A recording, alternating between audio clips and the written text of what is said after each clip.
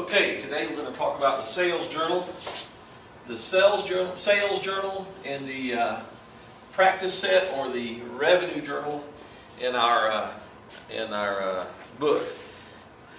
Booklet 1 in the Lightning Fitness practice set has all the special journals, starting out with the general journal. And the general journal you can do any kind of entry you want to in the general journal, debits and credits with all the details. This first special journal we come to is the sales journal, or the revenue journal. The revenue journal in the book, because they're talking about a service company which just sells its own services in some way. It doesn't have an item that costs money to sell. In the practice set, we have merchandise that we're selling, and the cost of that merchandise also has to be captured in the sales journal. So we have two columns in the sales journal. Both of them record a debit and a credit, and we take those and then post those as a summary entry at the bottom to the general ledgers. Let's start with the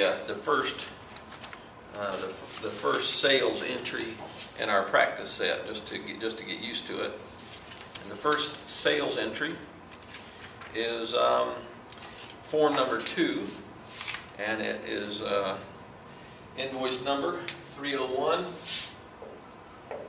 The date is going to be like every other date we do.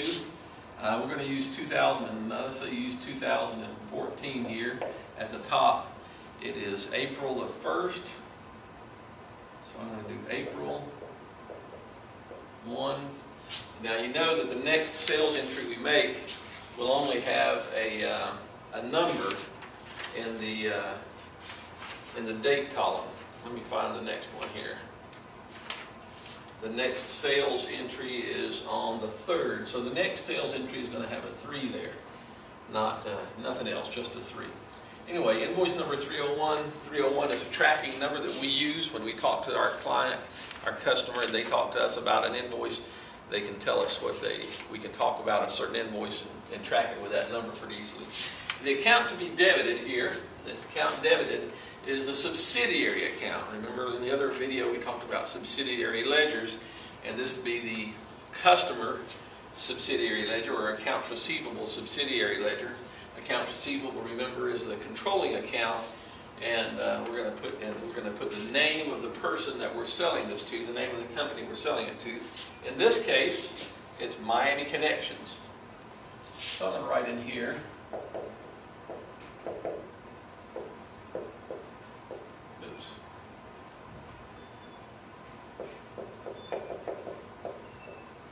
Miami Connections, so I can post that know where to post it to the subsidiary ledger. The sales amount here is the total of the invoice, $5,850. That means that I have a revenue of $5,850, a credit to that account here, and a debit to accounts receivable in the same amount. The cost of this merchandise, it cost me $3,744, which is right down here. So I'm going to debit my cost of merchandise sold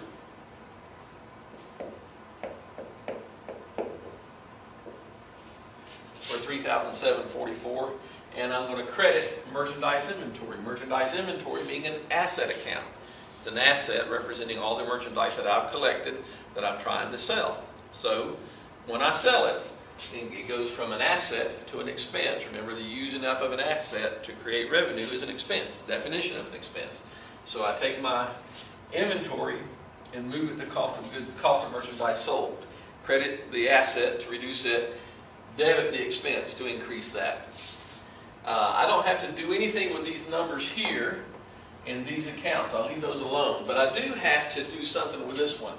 The moment that I create this entry, it's time to post it to the subsidiary ledger. So I'll open up book 3, if I can find it, nope, book 2, I'm sorry, book 2, and I'll open it up to the back of the ledgers, and I'll find my accounts receivable ledger, and I'll look for Miami Connections. Miami Connections is on page 18, and I'll write the date here, I'll write I won't have to do anything with item number, not important there. The post reference number is going to be the page of the sales journal. This happens to be page 1 of my sales journal, so I'm going to put a 1 in the post reference column when I get done. Since this is the accounts receivable, I'm going to debit accounts receivable, so I'm going to debit the subsidiary ledger, $5,850, no credit, and my balance over here will be $5,850. If you look carefully, you'll see that there is no credit balance allowed in this subsidiary ledger. That's because we expect all these to be debits. There's no reason to have a credit. If there's an error sometime and it happens to go into a credit balance where we owe them money, we'll put parentheses around it to show that that's a negative number, or a credit in this case.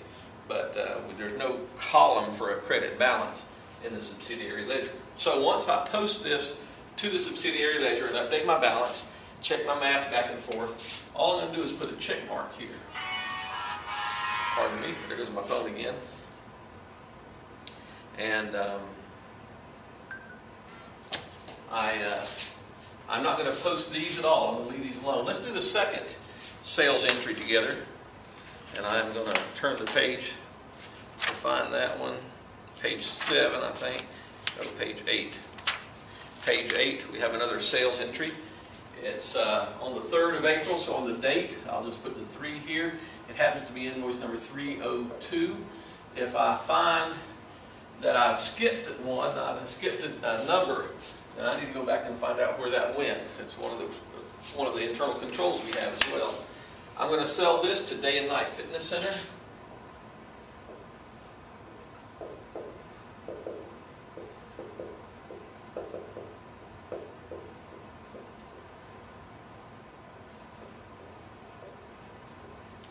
The sales amount, if you look over here, is the total of $12,162.50.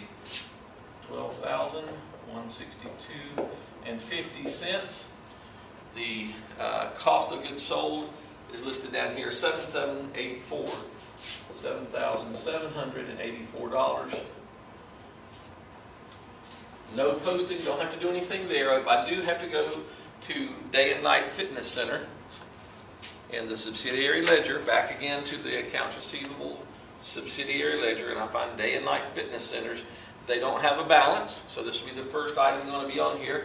I'll put at the top the date, I'll put the whole date, 2014, April 3rd. On the item number, I don't have to put anything there. In the debit column, I'm going to put $12,162.50 because they're buying it from me, they owe me the money. And in the balance column, I'm going to put $12,162.50. I'll check my numbers, I'll check it against the sales journal, and I'll put a check mark here. I should have mentioned before, I did mention before, I'm going to take in the posting reference column here in the accounts receivable subsidiary ledger, I'm going to put the page number again of the sales journal. Let's pretend now that this is all we've done for the month, that these are the only 2 entries. You're going to have more entries than this. You may have 10 or 15 entries, but we've got 2 right now. What I'm going to do is I'm going to add up these numbers, grab my trusty calculator, 5850 plus 12162.5, and I get $18,012.50. And I'm going to be very careful, and I'm going to add that up again. 585, oops. And I get 18,012.5, 18,012.5. So I feel good. After added it up twice, it came up with the same number. I feel good. I'm going to add up the other column. I get 11,528. I'm going to re-add that to make sure. 11,528 even. And then it's time to post at the end of the month. It's time to post this. So I'll go over to the general ledger now. And in the general ledger, I'll find accounts receivable. It already has a balance as of April the 1st here of $53,200. If this is the first summary posting I'm making, it'll be on the next line. And I'll put the date down. I'll put 30, get closer, 30 in the date column. I'll put $18,012.50 in the debit column. I'll add that to the $53,200, and that should be $71,212.50 if the math is right. Let me just make sure. 200 plus $71,212.50 will be their new balance at this point. That will go as a debit to accounts receivable. I also have a credit to sales. It tells me right there that I have a credit to sales. So I'm going to find the sales account. Think what number it's going to be. 1, 2, 3. What is it going to be? It's going to be 4. 4,100 is the sales. It doesn't have a number here. Remember, sales is a temporary account. It gets zeroed out at the end of every cycle. So we'll put the full date here. April 2014, April the 30th. We'll put a credit of $18,012.5, and the balance will be $18,012.50. The same thing will happen to cost of merchandise sold. It's an expense account. 5 starts with a 5. There it is right there. Full date 2014, April 30th. I'm sorry, the post reference column here is going to be page 1, it'll be S1, S1, sales 1. If it's a revenue journal, if you're calling it that, it's R1, but in this case, sales journal, S1.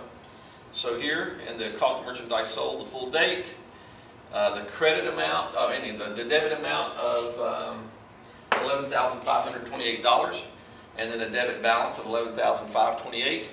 My posting reference here is going to be S1. And the posting reference here is going to be, I should have done this, I'm sorry, 5,100. I'm going to put 5,100 as within parentheses. And then I'm going to I'm going to credit the merchandise inventory account, my asset account. Go back over here to the assets, find merchandise inventory. There it is. It's got a balance of $340,900. I'm going to credit it, $11,528. It's already got a balance, so the only thing I have to do is put a 30 there in the date. I put a credit transaction of $11,528, and my balance will be $329,472. I think, if my calculation in my head is right. Whatever my balance is there, I'll put it there. I'll put the post reference as S1, and the posting reference here as 1115, which is the account number. A minute ago, I should have put my posting references for accounts receivable at 1112 and sales as 4,100. And that tells me that all my posting is done. These two check marks show me that I've posted these numbers to the subsidiary ledger as I went. These post references here tell me that I posted these numbers, these summary numbers, in total to account number 1112, which is accounts receivable, 4,100, which is sales. I posted this this number to 5,100, cost of merchandise sold as a debit, and 1115, merchandise inventory as a credit. And when I see all this filled out, I know that I've posted everything in this journal to the general ledger. And that's the sales journal. Now you're going to have more entries than that. You may have 10 or 15 entries before the practice set is over. But when you get done, all your check marks, they'll be here hopefully every time you make an entry. That's the best way to do it. And then at the end, you're going to make a summary posting of whatever the total is to the 4 different accounts that are listed at the heading of those 2 columns. And there you go. That's how you post to the sales journal.